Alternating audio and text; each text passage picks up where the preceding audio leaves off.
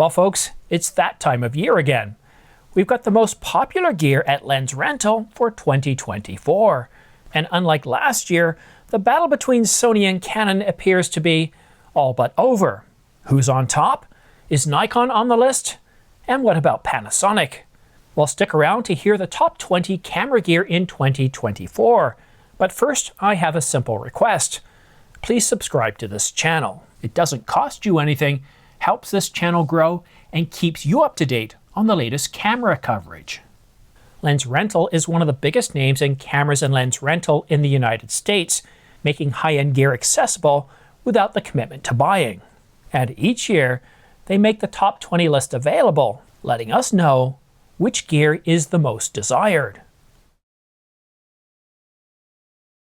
And I'm not kidding when I say that the battle between Canon and Sony is almost all but over, at least when it comes to lens rentals, because in the top 10, it's not even close. But what's also quite shocking is how many manufacturers of lenses and camera bodies got completely shut out.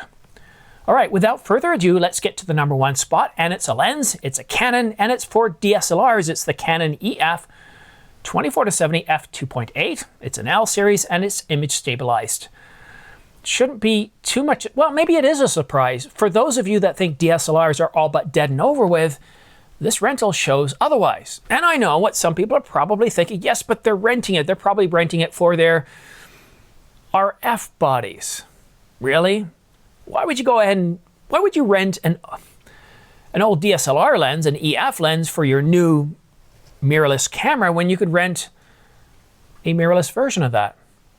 It doesn't make sense. So what I think this shows us is that there's still an awful lot of people using DSLRs, enough so that the number one lens is for DSLRs.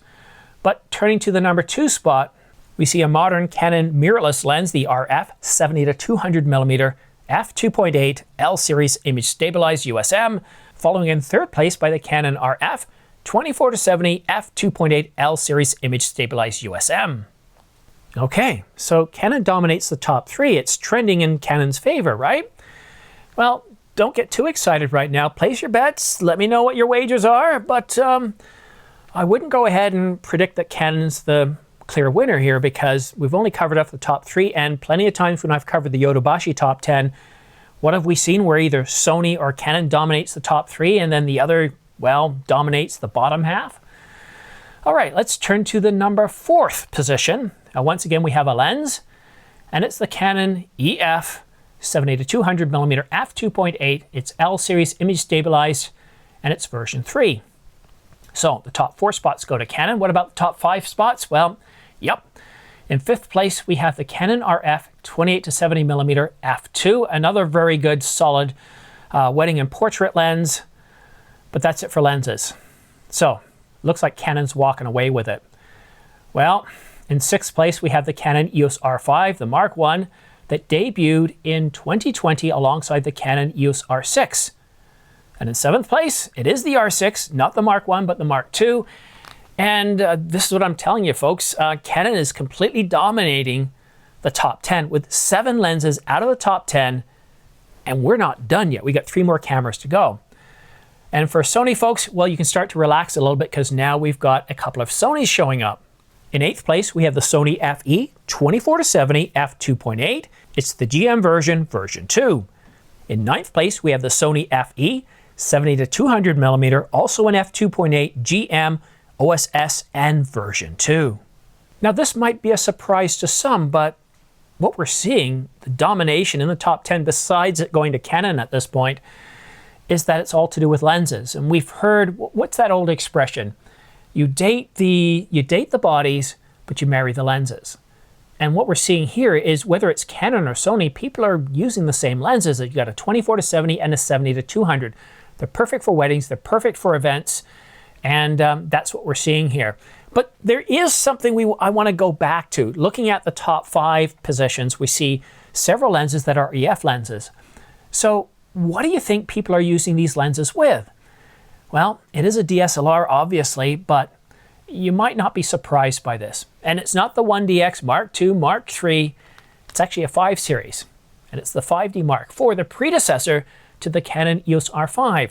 So what's most likely happening is some people already have the 5D Mark IV and are renting lenses, or others are just renting the camera body and the lenses. So, I wasn't kidding, was I? This is not clickbait. As far as the top 10 goes, Canon's walking away with it. 8 cameras and lenses in the top 10, completely dominating. We don't have a Nikon in the top 10, completely shut out. Panasonic completely shut out of the top 10. So's Pentax. So's OM Systems. But it's now time to turn our attention to the bottom half of the top 20.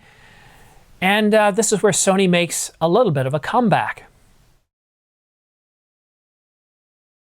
The Sony a7S III shows up in 11th place, announced 1 month after the Canon EOS R5 back in August of 2020. A year after that, in 12th place, we have the Sony FX3, followed by the Sony a7 IV in 13th place. And you can't top those bodies being in the top 20, can you? The a7S III, I've shot with that camera. It's a terrific camera. I really like it. And the a7 IV, it's got to be one of the most popular cameras since it was introduced several years ago. And yes, Sony is getting ready to refresh that. But are you ready for the next camera? Because it's not a Sony. Is it a Nikon? Nope. It's the Canon EOS R6 Mark I, the camera that was announced alongside the Canon EOS R5 back in July of 2020. And in, what are we in, 15th spot now? Yeah, in 15th spot, we have another lens. This time it's a Canon, and it's the RF 100 to 500 millimeter. It's an f4.5 to 7.1. It's an L series, and it's an image stabilized USM lens. I love this thing. I've used this thing so many times, far more than I thought I would, sometimes using it as a general purpose lens.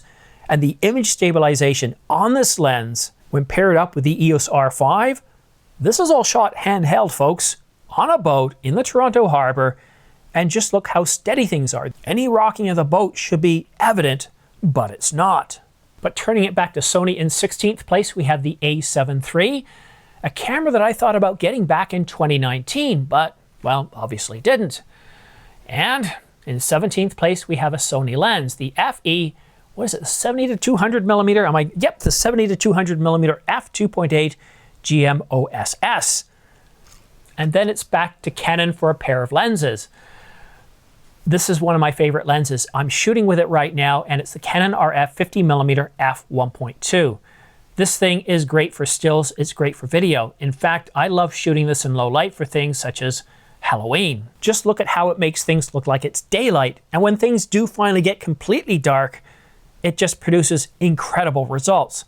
The 50mm f1.2 is a terrific lens, highly recommended, and I think it's an essential in your kit if you own a Canon mirrorless camera. And in 19th place, we have the Canon RF 15 to 35mm f2.8 L series image stabilized lens. And in 20th spot, we have another Sony, and it's the FE 24 to 70 f2.8 version 1. It shouldn't be a surprise that we see a lot of lenses in the top 20 rented gear, but what is a surprise is that we see DSLRs so well represented. In the top 5, we have 2 Canon EF lenses. Those are for DSLRs. Yes, you can use them on mirrorless, but why would you rent a DSLR lens for a mirrorless camera? So they're obviously being rented to be used on DSLR. So the number 1 spot, and I believe the number 3 spot, the number 4 spot, DSLRs are far from dead. The other revelation here is, when it comes to renting, Nikon's not showing up in the top 20. This is a bit of a huge shock for me. Nikon to me is still, it takes me back to the 80s when Nikon was a top filmmaking camera body maker, and you know, they were had something like 60 to 65% market share. To not see Nikon in the top 20, I'm a little bit surprised. Now, I'm not surprised to see Pentax not in the top 20. I'm not really surprised to see OM Systems, but to see Nikon completely absent from the top 20 from lens rental in the United States, yeah, I'm a little bit surprised. What do you think? And something else you should consider. Something you should consider. There's our new word for the day, folks. Something you should consider is if you're interested in buying any of these. Now, here's something I've done before, because I always looked at lenses such as this guy here, and in Canadian dollars, it's not cheap. I think this cost me $4,500. But I looked at renting it over a couple of times and I thought, well, when I start to add up the cost of renting, it quickly goes well over $1,000. And I thought, you know, if I go ahead and buy it and use it for a few months and then decide it's not really for me, I can go ahead and sell it. And I would have spent less once I get the salvage value back from it than if I had have rented it. So I just have a buy first mentality. Even with lenses such as this here, that's not easy to pick up from behind, the 200 to 800 millimeter. I really have only used this a handful of times. That's mainly because spring was a bit of a wash this year, but still, I'd rather buy it, have it when I need it. And because this is a business, I can write that off, so I'm not too worried. I think to me, how I shoot, it makes more sense to buy than to rent. Now, maybe in the United States, you've got a different cost effectiveness to work with, but yeah, that's something I would consider. There's a whole bunch of lenses on sale right now. Canon and Nikon lenses, some huge deals. Now, over the Black Friday, Cyber Monday weekend, we saw up to $6,000 off of some of Nikon's lenses. Now, I haven't looked at them today. It's my lunch break, so I'm just shooting this very quickly. You're watching this Saturday, but I'm shooting this on my lunch break on Friday, so I don't have a lot of time. But as you're hearing me talk, I'm obviously flashing up some deals that are on between Canon and Sony, some really good lenses. And if you are interested in picking up any of these lenses or camera bodies, I got a whole bunch of links in the description down below. You really help keep the lights on. It's a great way of supporting this channel because I get a small commission back. You don't have to pay anything extra. You don't have to put in any codes or fill out forms. Just click on the link to Adorama, B&H, or Amazon.com, and it takes you directly to those sites. And a big thanks to everybody that has used them.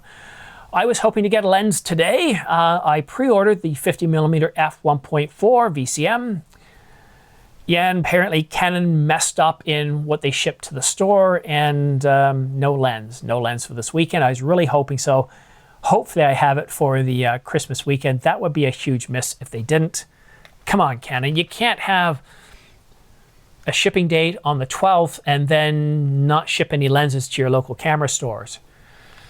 Come on, Christmas is just a week away. Can you get some lenses to Downtown Camera where I pre-ordered? That'd be really appreciative.